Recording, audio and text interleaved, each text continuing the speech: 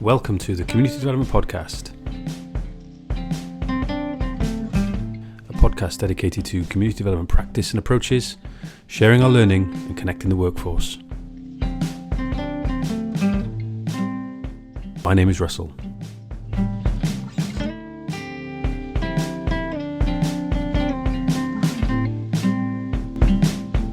And welcome to another episode of the Community Development Podcast. And before I introduce our guest, quick plug for recent episodes. Episode 41 and 42 was a two-parter of a single sort of sitting, a single recording with Paul LaChapelle, University of Montana, and Charlie McCollum, known to probably many listeners, maybe in a few different capacities. Worked in Scotland, worked at Scottish Government, known to some of the folks at SCDC, but perhaps better known as a former president of the International Association of Community Development. And we were discussing their paper, The 7 Deadly Sins of Community Development, which caused a few ripples, let's put it that way. But debate is good, discussion is good, and we don't all have to agree on things. Really enjoyed that, and there's a link to where the paper can be accessed in the show notes. And then the last episode was myself and Alan Twelvetrees. Alan was the guest on the very first ever episode of this podcast, and that was us rather self-indulgently, frankly, I freely admit, just talking about our book, Community Development, Social Action and Social Planning, a Practical Guide, on Policy Press, an imprint of Bristol University Press. That was out at the end of June in the UK. End of July it was out in North America. And we were just talking a little bit about the story, I suppose, of how that book came to be as a co-written collaboration. The first 5 editions of that book, dating back to the early 80s, had been Alan's work. There's always been contributors to the different versions over the years, but in terms of a formal co-writing credit, why my name has infiltrated the front cover, we explained that. We also gave a little bit of a potted overview of the book, if anybody is still a little bit unsure whether it's for them or not. And that was the last episode. Let's introduce our guest. I touched on Scotland a moment ago. We're returning to the podcast is returning to Scotland, and I will invite Katharine Wheeler to say where exactly in Scotland and to help people kind of pinpoint the geography. But Katharine, welcome to the podcast. Thank you for having me. You're in Dumfries. If people don't know where Dumfries is, where is it on the map? Actually, I'm sitting in a small village called Pen Pont, which is in southwest Scotland, and Dumfries is about 13 miles south of me, which is where I'm based and my work is based, I suppose, with the Stove Network. And yeah, we're right there on the borders, so Carlisle and Cumbria isn't that far away, and then Glasgow to the north. So Dumfries Shire, I probably should have said then to be a little bit more accurate.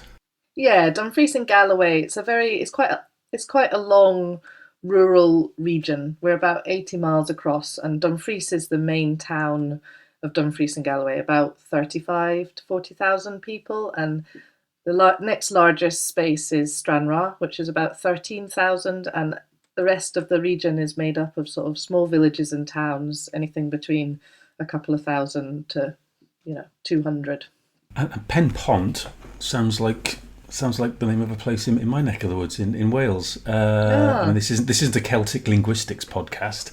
However, that suggests it's sort of the end of the bridge, or near some sort of bridge, perhaps. If it was Welsh, Gaelic is a different language, but they do have traces of DNA that they share.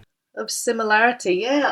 I'll have to admit, I'm not very up on my my Gaelic, but yeah, Pen Pont we do have a couple of bridges, and we've got a river going through. It's a very small little village of about 400, I think. Yeah, there we go. Fascinating. As I said, let's leave that for the Celtic linguistics podcast. Katharine, what do people need to know about you individually? How do you find your way into this sort of work, into the work of communities, working with them, working in communities?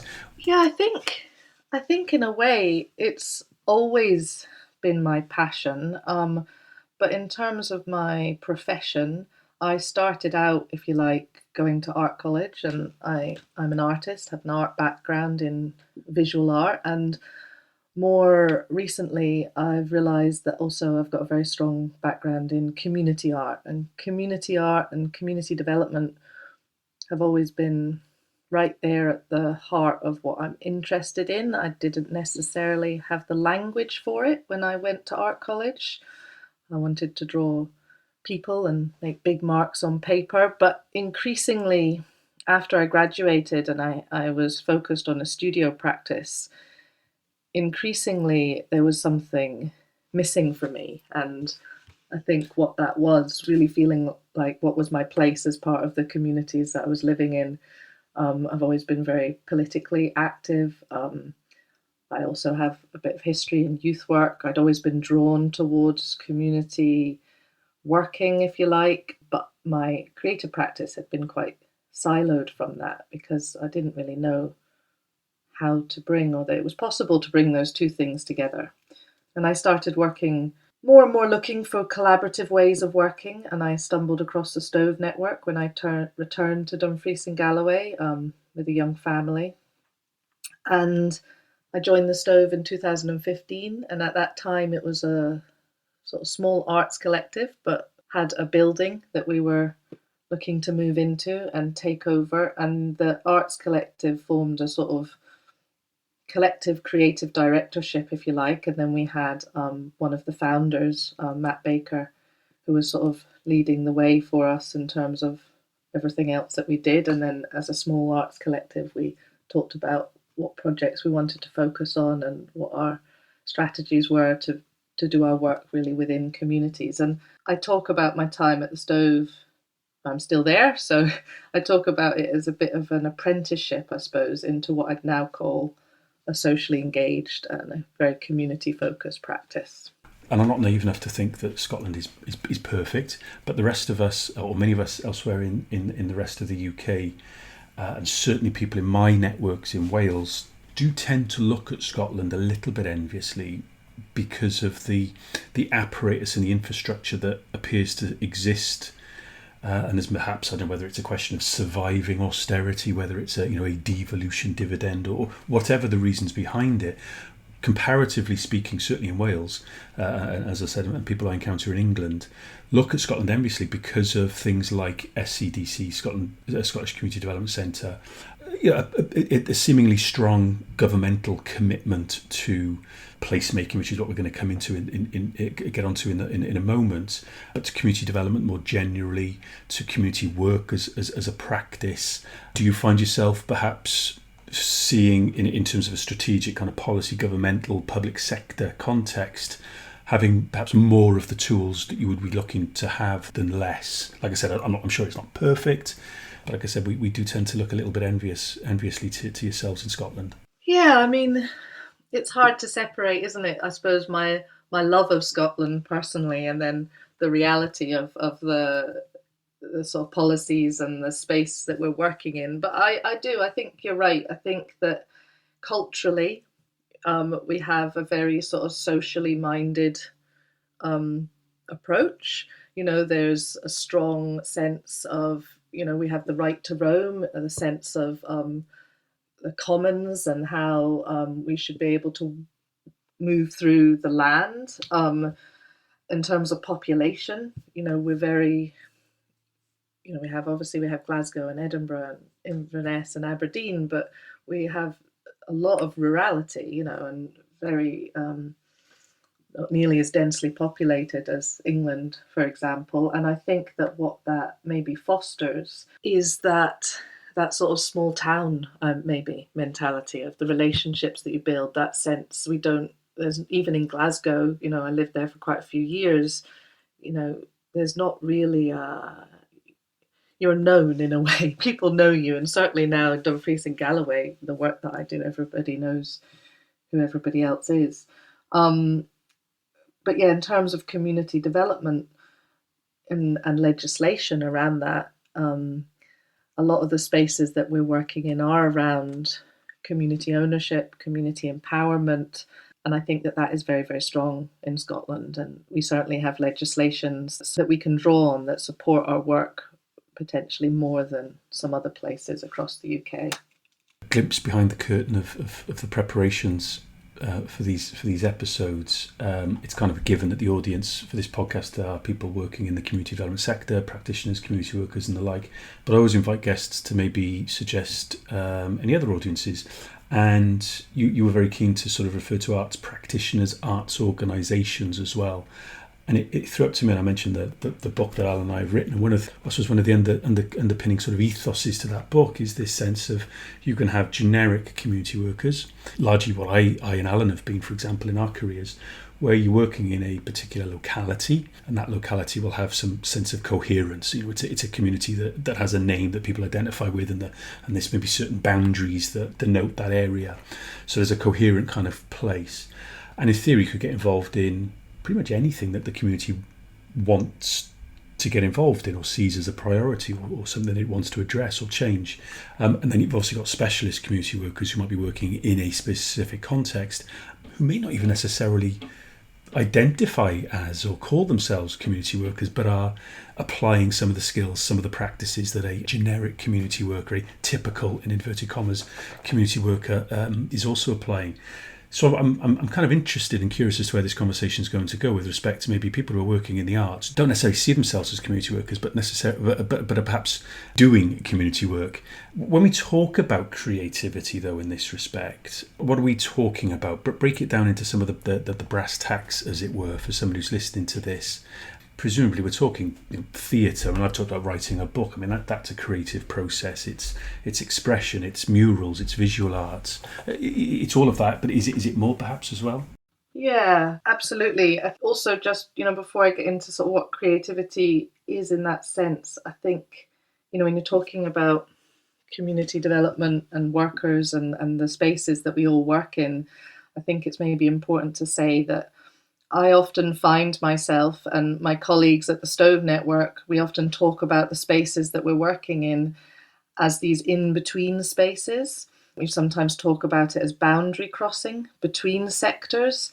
And it's a space that I would say a lot of arts practice, and particularly traditional arts practice, might not feel comfortable in, or even identify themselves as working within, like you were saying. I think there are some who really have been there throughout history, particularly if you look at community art, but community art often has then not been seen as professional art practice. So there's a whole tension here and a whole complexity within the arts and culture sector itself. And I do think of myself as an arts practitioner. I am really passionate about the role that arts practice can play as part of community development, but I see that as one part of a much wider space where there's community workers, health workers, other workers.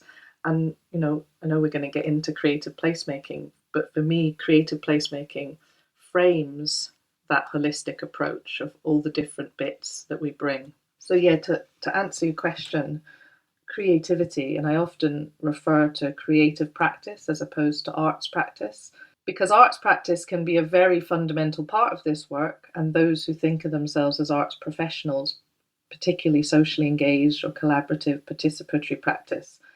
But creativity and creative action could be coming together at your local gala, or gathering together around a shared meal, So for me, it is much broader, and it's not, often what people think when I'm talking about this work initially is, oh, well, I don't draw and paint, or I don't make theatre or read a book. But actually, we all gather and we all have a cultural identity. And really at the heart of that is often creative expression. And I think it's a fundamental part of who we all are, whether we feel confident in it or not. And as someone who has very little artistic craft and skill in him, I like to think I have sort of, creativity in my own way, but that kind of pens and pencils, paintbrushes, that's the sort of thing that would terrify me. And actually, I suppose create a bit of it wouldn't terrify me. I'd get stuck in, and I'd kind of freely admit that I'm useless. But it's not something I would enjoy, frankly. I can enjoy the space, but that's not something that potentially moves me. And I guess maybe in some cases, if that is the perception, then becomes that perception becomes a bit of a barrier for participation for some people, I guess, that way that people will self-exclude because they think, oh, that's not for me, or I'm no good at that, or people like us don't get involved in that sort of thing. Absolutely. I'm reminded of the great Raymond Williams, and that it's very often a meme that goes around the internet every now and again in social media. Culture is ordinary and a humble pursuit of creativity, the arts, just flower arranging, or how you set your plant pots on your shelf or in your front yard or whatever. That in itself is a creative expression. What you choose to wear that day, or Yeah. the stories that you tell about your life. We all tell stories, and storytelling, I would say, is a creative, expression, and this podcast, so I would challenge somebody to describe to me what they do and the things they're interested in, and I couldn't run a thread of creativity through it somewhere. Yeah, just don't give me a paintbrush. That's not fun. And the exclusion that you talk about is very real, and I think that historically we've supported professional fine art practice, and we have not broken down that exclusion. We have not focused on participation through our education system and through our support of arts and culture. Unlike sport, where we focused on professionalism and participation, we've not done that in the arts and culture sector. A friend of mine is, like an extremely talented artist, and as well as kind of lecturing in it, he makes a living out of producing art, and just I'm kind of like humbled by like how creative and amazing he is. But I will often see him in my local park, like picking up, I don't know, pieces of bark. It was a few weeks ago, and then he'll put something on Instagram, and he's created this work of art out of it. And you think, really, how does that come about? It's incredible. Coffee grounds, that was another one. He was making art out of coffee grounds. He set himself the challenge of a week, and what could he produce just using coffee grounds and what was around the kitchen kind of thing, and does so in a way that is almost like very similar maybe to kind of like how I would go, I don't want paintbrushes around. I don't want the traditional, in inverted commas, tools and utensils for creating art. And suddenly then begins to be a little bit more accessible. Albeit I'm looking at art and creativity in a very narrow kind of context here in terms of like, producing these works of art. But I think the point that you raised there is that there is a real space for sparking the imagination and for inspiration.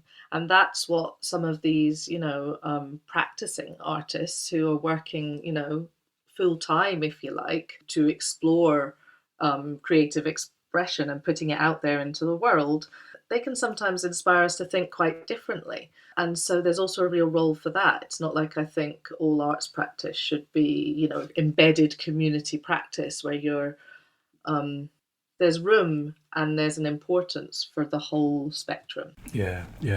So there is a document that I'll leave in a link to in the show notes. It's called A Creative Placemaking Approach, and subtitled Culture and Creativity as a Tool in Community Wealth Building and Community-Led Place Development.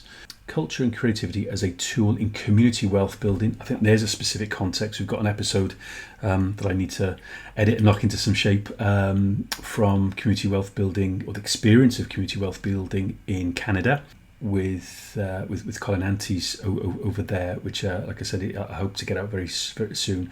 Community-led place development. There's a few terms in there. Let's maybe sort of begin to dissect those a little bit. So we've kind of critiqued and explored the word sort of creative and creativity, placemaking, and there is a specific, and correct me if I'm wrong, there is a specific kind of Scottish policy context and definition, if you like, to this word placemaking, isn't there? Yeah, well, actually, specifically the word creative placemaking was mentioned in Scotland's programme for government recently and was identified as a route to building arts and culture across sectors and to, as a sort of foundation of economic resilience. And they use the word growth, but that's another podcast to whether or not how we feel about economic growth. Yeah, so creative placemaking as a term is being used much more broadly in the last couple of years.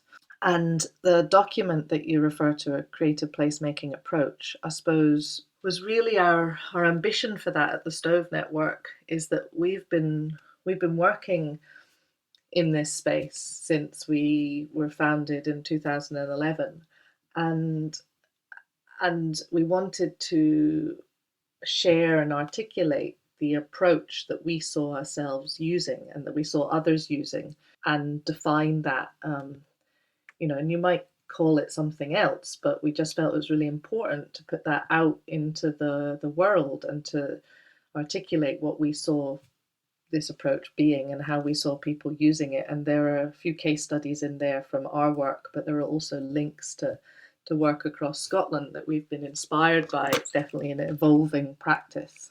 And, to sort of describe what we see that practice is, we're describing it, which I think I said earlier, we're describing it as a more holistic approach to place development, where you recognize the use of the value of creativity as a tool to bring people together, to form relationships and new working approaches throughout a process of place development. And when I say throughout a process, I mean it's not just sort of one project, it's actually an approach to that creative expression, and that being this thread that runs through, what might be happening in a local or village or something around their place planning, around housing, around their cycle paths. And it's not just an engagement tool. If you look at traditional placemaking, they would refer to creative placemaking as the use of creativity to help people, do a bit of mural work or, improve the aesthetics of a place. But what we mean by it, and the way I think it's now being used much more broadly, is a way to think about the whole piece, all the different players that are working, and the need for creative engagement to thread through that so that people continue to be involved, continue to identify the areas of challenge, continue to say who's not involved, or identify blocks or barriers in decision making. So we do have a definition, and we define it as a community-led approach that uses creative activity to support collective decision making and positive change for the people and the places they live. And I would just do a shout out to, there's a writer, Dr. Cara Courage, who's written a book on creative placemaking, but she's done some fantastic work around this, and with other colleagues as well. I'm literally looking at one of the quotes in the document from her, as you mentioned, Cara. Placemaking is driven from the grassroots, is about people shaping their surroundings. It's a catalyst for transformative change, the heartbeat of innovation. Very motivating language, very enthusing language, which I think is interesting because, of course, the document, there's case studies in it, and I think that's always helps these sorts of documents. It just helps people kind of anchor what they're reading, in experiences that may resonate with, with where they're working. And I think one of the case studies I'm looking at here is Stranraer, you mentioned a bit earlier. Stena Line moved their Northern Ireland to Scotland ferry line from Stranraer to Cairnryan about 10 years ago, throwing the town into serious decline. That is a context that a lot of people listening to this will be familiar with, the industrial kind of economic distress that comes when a significant major, of course in some cases only, major employer ups and leaves for whatever reason, and the dominoes that are toppled because of that. And it's distressing, it's difficult. The language that then is used around that can be quite fatalist, it can be quite clearly very negative, disheartening, demotivating. That's demotivating. So when I read that quote from Cara, there seems to be a clear motive behind the choice and the use of language. It's certainly, hey, listen, but we can still achieve, we can still make something of what we have. These employers are not the only assets that we have in these communities. Yeah, and I think that's why, when you look at the community wealth building, and when you're saying Scottish policy, we do still have community wealth building as one of the main policy agendas for the Scottish government. I mean, that may change, but currently it still is, one of the main things that we're saying is should be used as a way of building and growing more resilient and sustainable, local communities. And it looks at land management, it looks at different economic models, it looks at local procurement, it looks at capacity building and our sort of civic participation.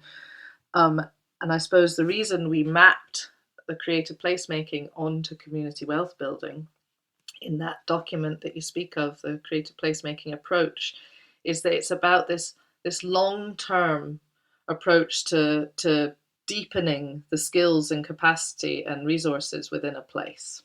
To what extent then this concept community wealth building, is I mean, that's maybe something that as a concept that people in the community development space are maybe broadly familiar with, heard of it at least. To what extent maybe people in the, again in inverted commas, traditional arts and the creative sector, would that have been part of their lexicon, that community wealth building phrase? I mean, my gut feeling would be that it wouldn't be. So we're talking about building capacity. It's not building capacity of all those people out there in community. It's the people who are kind of involved in these processes and taking forward projects and ideas and things as well, perhaps. Yeah, I don't think, community wealth building isn't something I hear people talk about within the arts sector as such, but it is something that you hear talked about in community organizations that might also have an arts program or deliver arts activity or work, because and so again, the links to the projects in the back of that document, often these organizations are sort of a bit of a hub for local people to come together and express themselves, albeit that some people feel they can't walk through the door of those spaces. Some of them, and many of them, are doing really interesting projects that are very embedded within their community. So they might not call it community wealth building, but they are breaking down the barriers to participation and building relationships, particularly into spaces where people might not normally see themselves as taking part in a arts activity or a program. And so then you start to build these relationships and people start to talk about the issues that they face. And often then there might be, you see a sort of a hub or a community organization. They will then listen to that and go, oh, well, maybe we need to do a piece of work around housing for young families because we've not got spaces for people to live. I mean, that's the story of the stove. We started having a conversation with our community about what was needed on the high street of Dumfries, and what came out of that is that there was nowhere for anybody to live. There was one person living on the high street in Dumfries, and it just went dead after 4 o'clock. So all these empty shops. It's not an unusual story. Big retail's failed, ownership from hedge funds and stuff. So this conversation emerged of, okay, well, what would it look like if we owned those buildings, we as the community, and that we brought people back to live in them, but also had like workspaces, co-work spaces, and that emerged over quite a long period of time. And there's a case study, it tells more of the story in that document, but and that's what we would call a sort of creative placemaking approach. Arts and creativity and practice are part of that, but so is everybody else who has a stake in that place.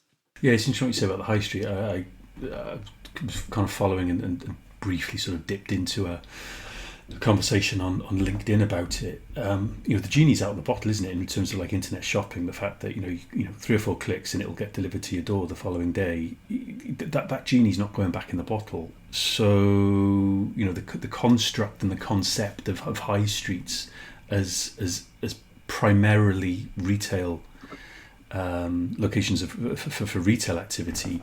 I don't know. It just feels a little bit old-fashioned now, and new visions, new paradigms, whatever the word is, need to be discovered. And I think and I think that's fairly self-evident, and people may want to push back against that, and that's fine.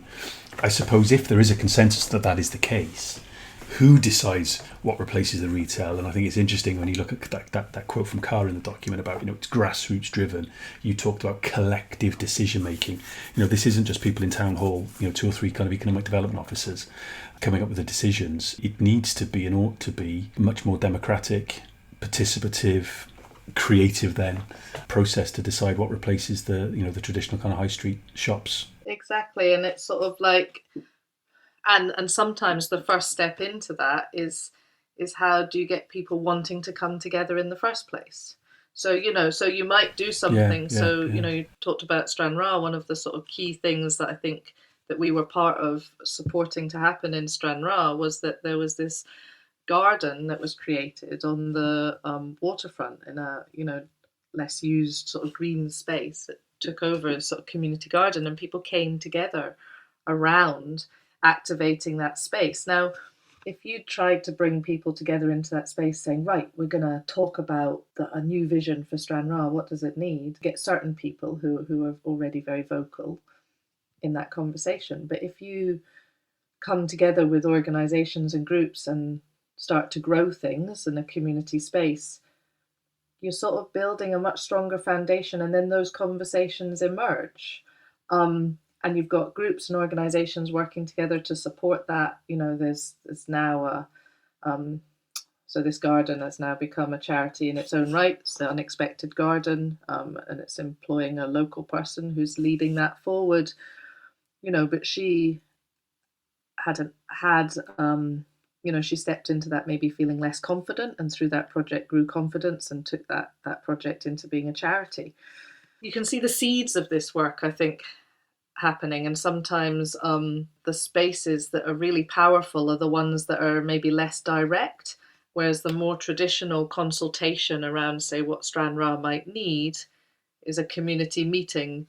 And like I said, certain people will walk into that space, but there will be lots of people who won't. Creativity, then, it can be the means of getting people involved rather than it be some sort of particular goal or output. The production of something creative or artistic. Exactly. It can become the means to get people involved. Begs the question: why is it not happening in more high streets? But maybe that's for another conversation. If someone's listening to this again in a very kind of typical traditional community work, community development practice, practitioner type role, one of the things I think this document will help it kind of connect with people is very early on. There's a very clear statement about the ethos that underpins the document, and I think what I quite liked about it is that it really does latch on to some of the maxims, if you like, that we will use. We might use slightly different terminologies, and there might be slightly different ways of saying it, but broadly speaking, the community is the best place to identify their own needs and means by which to address those needs. Communities in the driving seat. I mean, that was a phrase that John Rose on a previous episode 3 or 4 years ago used. And he's at the lottery in Wales in a senior role there. And so putting communities in the driving seat. And in that episode, we kind of like dissected that and what does that actually mean in practice. And then another element of that underpinning ethos, creative placemaking supports communities to drawing first on what is around them, growing capacity, building strong partnerships. And again, what have we got to hand? What do we have? Not what is lacking, not what is this community deficient in. Those much more kind of pejorative, negative takes. That kind of asset-based approach is what some people will use as a term for this sort of thing.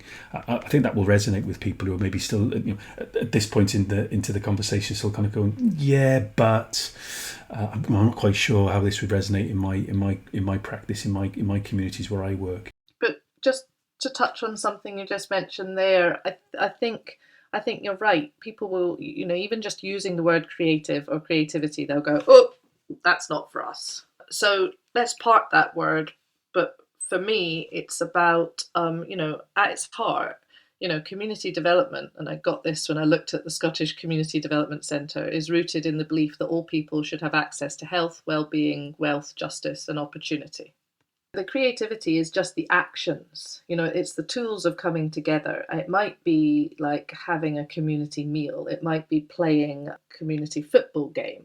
It's about building relationships, but also maybe through, somebody coming and telling the story of how they've done something differently. So it's inspiring us maybe to think differently and to explore what that difference could look like. How could we address the issues of our place in a very localized and place-specific ways by coming together around those issues and imagining, really thinking outside the box of, well, what could possible solutions look like? And then testing and trialing those ideas. And maybe most importantly, as we test and trial those ideas, we're building further, strengthening our relationships, and we're building the skills and the working processes to take those ideas forward for ourselves. So for me, the creative placemaking bit, you could just say it's connecting with people's sense of identity, what's important to them. Yes, that sense of what matters to people.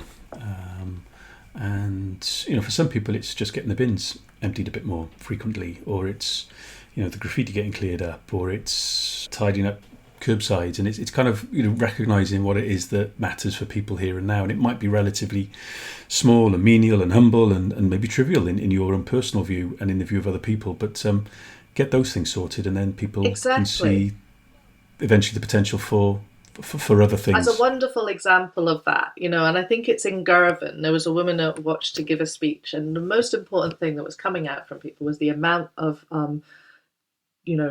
dog shit that was around, and it was like, okay, what are we going to do about this? And what they decided to do was embrace being a dog town, and that this was, actually part of their identity, that they loved dogs, that people brought dogs, and they've built a whole identity around being a dog town, and as a result, started to build an infrastructure around making sure they can manage having lots of dogs, Now, I would call that very creative in terms of thinking.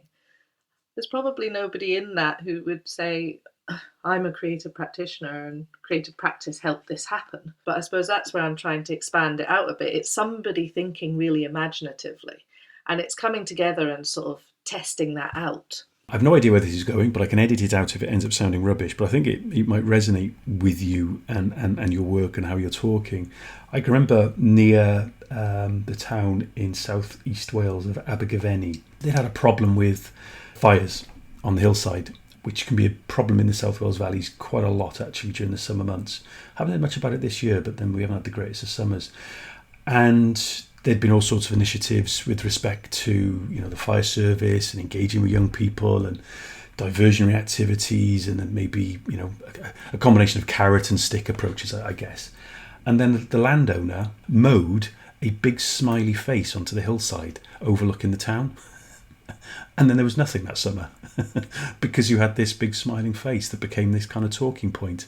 And I was struck by how, and indeed the community workers I was in contact with were struck at how simple the solution was compared to what had been tried in previous years, and no doubt the cost as well. But the resource that then gets freed up to go into maybe more traditional forms of fire prevention, fire safety, and policing, and all the rest of it.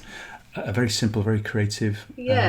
Solution to a problem. So they are out there, these ideas. They're not magic bullets. They're not a panacea. They don't necessarily consign anything to history once and for all, but they can bring a little bit of levity to a situation and give people maybe a little bit of a break fundamentally from some of the things that are antagonising them or causing them some grief and displeasure. And I think what you touch on there is that often people will look at that one, that farmer drawing that smiley face, and they'll look at that in isolation. Yeah. Whereas for me, the creative placemaking approach is a holistic approach to going, how has that been a catalyst for how people might approach fire prevention differently? Who are the multiple partners who are then working, influenced, inspired by? So you look at it over a long period of time, and you're looking at long-term change. So we can all tell really interesting stories where we're just picking out a point in time. But for me, it's really important that we look at the bigger piece and we recognise all the different players that need to be involved. And that's local community really involved, residents, but it's also agencies, groups, partners, local authority that have a stake in a place. And there are individual projects within that, but it's joining it all together and continuing to have a conversation about how it all works together. And again, that's the community wealth building piece. And for me, part of that joining up piece is the creative engagement, because it's how we gather, how we continue to express the story of what's happening or what we need. There's also a network, What We Do Now, which is part of this, unless I'm mistaken, or maybe an offshoot of it. Tell us a little bit more about that, but also your role in that as well, both individually and the Stoves. To precurse that, the Stove Network is a community and arts organisation that sits on the High Street in Dumfries. And our place-based practice was very much grown from looking at the issues and the needs of our local community, our place. And we, over the years, we've grown an approach to using creative practice, creative activity to gather around issues, to look at community-led programming, to look at high street ownership, if you look up the Mid-Steeple Quarter project, and to continue to really to sort of be, I suppose, a town hall, an engine for starting new programs, ideas, supporting skills to develop, where people are really taking a stake in the future of their town. So that's been the way that we've been talking about, and the way that we run the Stove out of our venue on the High Street. And at the same time, we've been learning from others and connecting with other organisations in Dumfries and Galloway, but also across Scotland. And we've got an exchange with a group in Ireland. We're working with somebody in Norway, to really think about this as an approach. What are the values? Well, so start again, to really think about this as an approach to how you work within a community for community-driven change, and the role of creativity within that. And it's not an approach that you can say, this is how it works, because every place and community is constantly changing and is different. And so it has to be a very responsive, a values-based approach to working. So we started to gather ideas about what are the core values of this way of working. It's collaborative, it's open, it's exploratory, it's risk-taking. It's you could use lots of different words. We've got values that we've sort of underpinned in the document, and what are the sort of key principles of how you're working together. It's community-led. We're forming working structures around this work. We're looking at long-term skills development. And what are the impacts of this type of work? And that you can articulate, because how it manifests, how it looks in practice in a place, can be vastly different. And it can have lots of different starting points. It's not this linear thing. It's this cyclical, constantly evolving, learning from what we've done before, looking forward to the future, constantly evolving, with different people stepping into the lead and the driving seat of that work, but with community and community voice and community agency and power and ownership often right at the heart of that. So our ambition, our sort of approach at the Stove, has always been to run our venue and have our own place-based practice, but to also share this practice and be part of a national conversation about this work, and to support and be part of the regional infrastructure. So that's supporting the arts and culture community, supporting freelancers, workers in this space, and to also support community groups in how they might work with creative practice, with arts professionals, with other workers in this way, to use creative engagement for long-term thinking and change. And so what we did was we piloted a network approach to supporting that work, to support the relationships that need to form between arts practitioners, community groups, and other partners around this work in a place. And we piloted that through a project called What We Do Now, and that was part of Scotland's National Culture Collective programme, which was a response to the pandemic, the COVID pandemic, in what are the needs of communities and what are the needs of creative practitioners, and how could you look at those together by putting creative practitioners for a year to 18 months in a place, long-term commissions, to explore the needs and then come up with possible solutions with the community for those needs. And you can look on our website to look at the pilot for What We Do Now. So the pilot was piloting this approach. It was also piloting this network. Is there a value in those community groups and those working within the projects connecting? And what we saw is that there was a real value in that, because this work is very challenging. It takes a long time. It's about finding ways to work through those challenges together, and you get the real benefits of that it's a different way that you're asking art practitioners to work. It's a different way that you're asking community groups to work. Normally they might just get somebody in to do a workshop, paint a mural, but to get them to work with somebody in this sort of joint exploration without knowing what the outcome is going to be, but having an outcome that is still able to then sort of be a step to what comes next. So a sort of telling the story, an invitation, was really important. And so what we do now, after the 2 years pilot, established as a network for Dumfries and Galloway to continue to evolve what that looks like. And we launched in May this year, and it's open to practitioners from anywhere, actually, anywhere globally. And it's for community groups and organisations working in Dumfries and Galloway. But we are also really interested in how we connect with other community groups and organisations or other networks out with our region. And there's an opportunity to sign up to the mailing list as well. Do you want to give a quick plug to the website? You mentioned it. I don't think you actually gave the address. I can put it in the show notes as well. But let's give a few sort of shameless plugs to websites and things. Yeah, shameless plugs. Yeah, so the website is whatwedonowscot. And you can sign up. Anybody can sign up to the mailing list. We have a mailing list that's a little bit more a newsletter that goes out once a month that's a bit more general around creative placemaking, but also telling people what we're doing with the network. You can also sign up as a member to the network if you're a practitioner from anywhere or a community organisation from D&G. Or you can reach out to us if you're just really interested in this type of work. The Stove Network, you can also look us up. So that's thestove.org. And on the site, there are resources, and we're building more resources. So tools of practice, the creative placemaking approach documents on there. We'll be doing sort of videos and recordings. Some of those will be open, some would be for just members. And I haven't signed up yet to the mailing list. I was going to, and this has been a less than subtle reminder that I hadn't.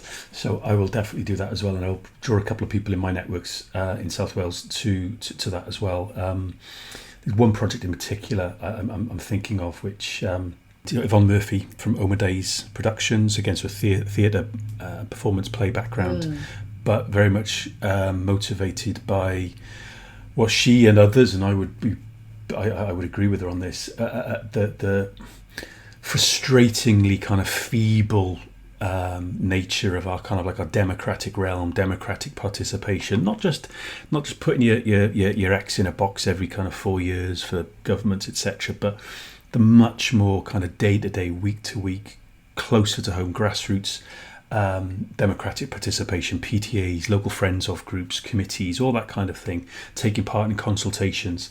And so she's got what's called the Talking Shop, which the current iteration, it's gone to different locations. There was one in Cardiff City Centre, there's been one in Merthyr Tydfil, the current one is in Blackwood in the Gwent Valleys, and it's very much around using creativity, but also just giving people a space to come to with no expectation or obligation to spend money, for example, to come along and have a chat. And again, it's about what matters, what matters to you.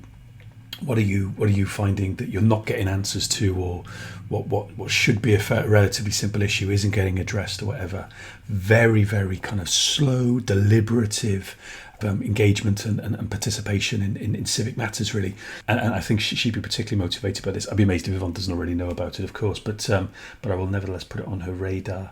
I was going to say that I know that sounds exactly that type of thing is just so powerful. By the time this is out, probably 2 to 3 weeks hence, you'll have had a fairly important event coming up, and then there's another even bigger event next year. Do you want to mention a couple of those, Katharine? Yeah, so one of the things that we're doing with the network, we're less focused.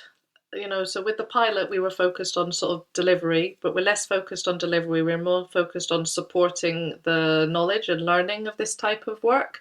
And as part of that, there's a program of events, if you like, some online and some in person. We've got an event that by the time this goes out will have passed called Community Wealth Building, Making It Work for Our Places. And that's really sort of digging into what does community wealth building really look like at a community level, and we might say, oh well, it increases well-being. But okay, but what does that really look like? Does it look like people coming together every week and taking part in a community meal? Because then that's something I think we can aim for, or something that we say, oh, we're already doing that actually. So that event will be happening, and it's a national event, and we'll be collecting notes and doing a whole write-up of some of those ideas of what this really looks like, and that will be available on the website. And what that is in terms of part of our program is that's a lab, and we have labs once a year, and next year there'll be a larger lab, probably happening in Stranraer, we hope. And we don't know what the focus of that will be, but again, that will be a national event, likely in September 2025, to really sort of come together around this type of work and showcase best practice. Also, talk about when it really doesn't work. So keep an eye out for that. Again, you can sign up to the mailing list, and just keep an eye out for some of the sort of online discussions we also might have available for people to join us on. No, they sound fascinating, and it'd be lovely to sort of keep in touch between now and next year to see how it's all going. Okay, so before we wrap up, we've been talking quite a while, Catherine, but I've really enjoyed the conversation. Any last points that you'd like to make? I suppose one of the things I just feel that is important to say is that I think there's sometimes a nervousness around naming and articulating a practice, in fear that, oh, well, that's not what I call it, or that's not what it always looks like. And I suppose I'd like to invite people to think about that a little bit differently. And I know many people do already, but invite us to go, it's really about us working in the open. It's putting ideas and approaches out into the world and letting people come back. And I sometimes say letting those ideas come back changed. And it's that process of sharing and of working through, and of not always thinking it has to work. You could have a terrible idea or do a project that really falls on its face. And if the community are really involved in leading that, and that process, they're part of that process, and that shared accountability has been grown, that can sometimes lead to the most valuable work happening afterwards. And I think that that's just important to realize that is part of the process, as long as it's supported and people aren't hurt or disempowered in the process. No, I think that's very well said. And rubbish ideas, that's what I'm good at, see. Now you're talking my language. But it's funny you should say that. I'm working with a different hat on a social enterprise that's based very much around sort of social capital theory and practice in this Cardiff district of Splot. Oh, what a wonderful name. It is. It's always, if no one has ever even been there, they tend to have heard of Splot. It's a nice word to say as well, Splot. I always think it should have a twinning arrangement, just like a domestic Wales-based twinning arrangement with the West Wales village of Plump. Totally. They're just lovely words to say. Anyway, I digress. My colleague Andy on that, who will love this conversation, loves your work, what I've sent to him. He very much, he lectures on creativity, he talks about brand, his background is PR communications. My background is community work, and Grow Social Capital is very much an expression of the mashing up, and I mean mashing up. There's nothing particularly kind of refined about how we've put these two kind of backgrounds and disciplines together, but Grow Social Capital as a social enterprise is the sort of the offspring of that, and we're working with the Splot community for them to curate what we call a pocket museum, and it'll essentially be like a pack of cards. There will be a digital kind of version of it as well, but a very much kind of you literally hold it in your hand, put it in your pocket museum, and it's the community will curate the objects, the landmarks, the events, the buildings, the characters, the cultural motifs that tell the story of Splot. So it's telling the story of an area of a community in 50 objects. And Andy'd come up with this stuff, and I was thinking, I'm not so sure. Andy, went for funding, and actually it's some community cohesion money that has funded it, because they really see the value of bringing people together to share stories, to share different perspectives on stories, and very clearly will demonstrate that people have more in common than they have that divides them. And given some of the things that have taken place in the UK of late, there's a timely, if needed, reminder that we need to focus on those things increasingly. But it has a very creative process to it, very much around storytelling. You've talked about stories today, and you've referred to stories quite a lot. And we'll always surface things that maybe some people, maybe spent years and years living in this community from the Splot community, aren't necessarily aware of the significance of for whatever reason. So, this shows there's a little example there from what we've done. So I don't know, wonder what the story of Pen Pont would be in 50 Objects, or the story of Dumfries, or the story of Stranraer would be.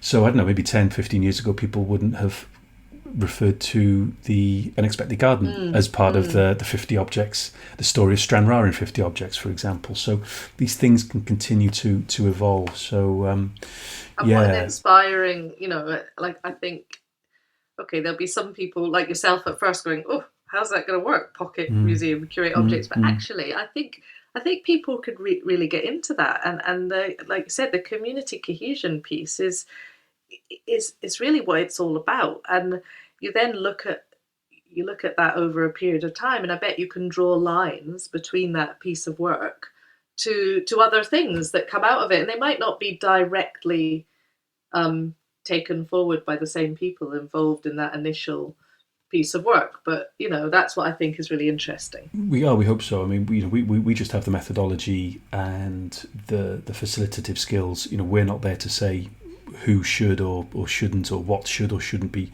in the Pocket Museum. That's for local people to say.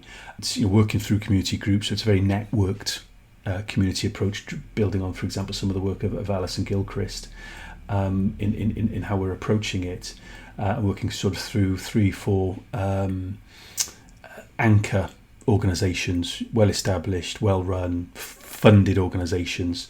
There's budget in it for them. So one is the Splot Community Volunteers, one is the Green Squirrel Environmental Enterprise, and then the local football club, for example. And if others come forward, once we really get things going next month, then by the time this is out, we'll already have got going, then so be it. And that's the key, is having those local partners, those local anchors, because they have their networks and they're embedded. And I think it's okay that there are partners out with a place, but it has to be those local partners for sure. At the driving seat. And you mentioned such an interesting mix, and I think that's where you get really interesting work happening. It's where the alchemy is, isn't it? When you bring people together, and it can be unexpected. And some, like you said, some days it won't work. The mix just doesn't quite happen. There's a missing ingredient for some way. But you kind of, it's like learning to ride a bike, isn't it? You get up, you dust yourself down, and you sort of give it another go. We're very much, both on a practice level, but also philosophically, very much reject that kind of seagull approach that sort of swoops in. I was at Barry Island yesterday having some fish and chips on the seafront, and the seagulls wanted to swoop in and pinch your chips and then clear off. I think that kind of parachuting in, that seagull thing, that just doesn't work with communities. And I think and those groups, and we've said to them in terms of our engagement, first up, if you think we're getting this wrong, or we've maybe played a bum note in some way, you've got to call us out on it. But big enough and ugly enough to kind of deal with the criticism. We've got broad enough shoulders, thick enough skin, whatever the metaphor is. So that's one of the underpinning ethos is that your document mentions, your creative placemaking approach document mentions.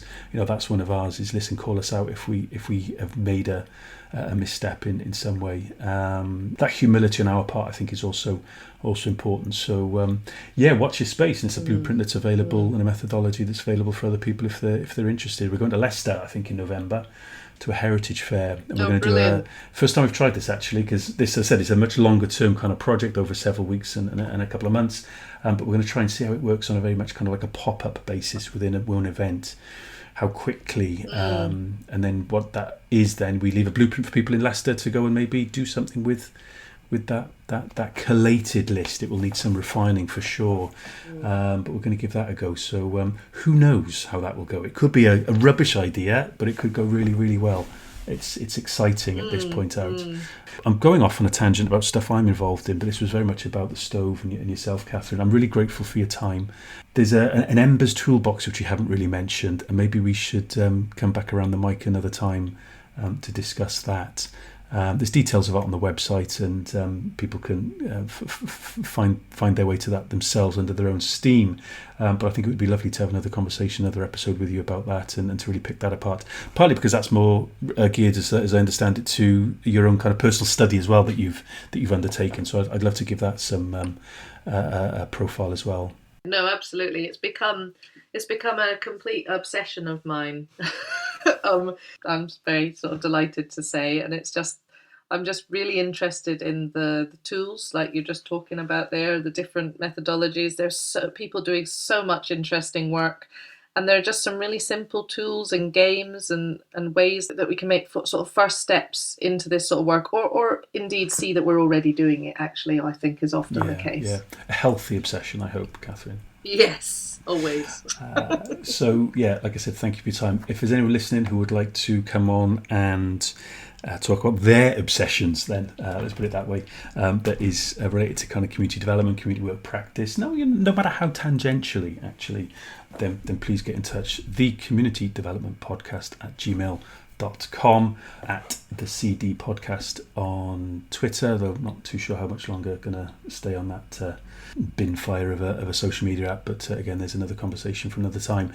But yeah, please get in touch. There's an open invitation to people, and I think we'll be returning to Scotland for the next recording. We'll be heading up to the community of Fallin near Stirling, and we will be swapping the theme of sort of arts and creativity. We'll be talking a little bit more overtly about the environment and climate change and the ecology. So looking forward to that, because that's not really my wheelhouse, to be honest. So I'll be a little bit outside of my comfort zone with that one, and looking forward to speaking to Naomi from that community. So a couple of we've waited a while for this particular Scottish bus to come along, and now there's two in quick succession to mangle the cliche and the metaphor. So yeah, looking forward to that one. Thank you for having me. It's been a really interesting conversation, and I really look forward to hopefully seeing or hearing about how some of the listeners might respond to it. Really interesting. Thank you. Thank you for listening to the Community Development Podcast.